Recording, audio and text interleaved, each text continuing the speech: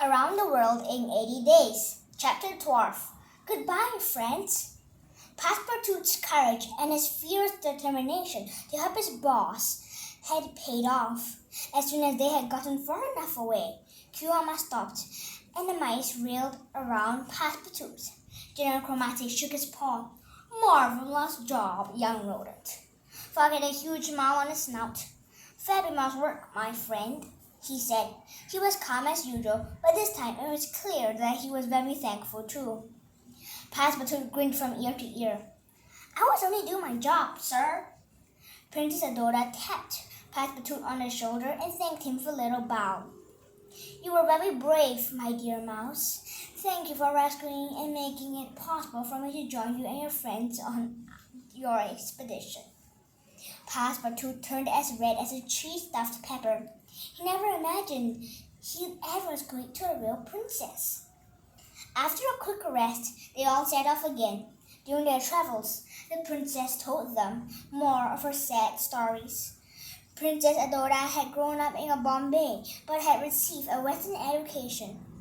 Her life had always been happy, and her marriage to the Raja was truly fabulous. But when the poor princess tried to explain what had happened to her husband, tears ran down her snout, and she couldn't even squeak. Fogg put a gentle paw on her shoulder. Are you sure you want to travel with us? Adora dried her tears and nodded firmly. Yes, thank you. I need a fresh start. I can't imagine staying in India without my husband. So it was decided. Princess Adora was officially joining their journey. When they finally arrived in Allahabad, Fogg paid the guide and said, We couldn't have made it without here. I'm so grateful for your help. I'd like to give you the elephant as a token of my appreciation. The guide had forged a special bond with Kiwami, and he couldn't keep tears from rolling down his snout. Even Kiwami seemed happy. When Passepartout went to hand him a cube of sugar, the elephant wrapped his trunk around Passepartout's waist and lifted him high in the air. Laughing and waving his arms, Passepartout gave the animal a pat on the forehead before Kiwami lowered the butler to the ground. Holy cheese!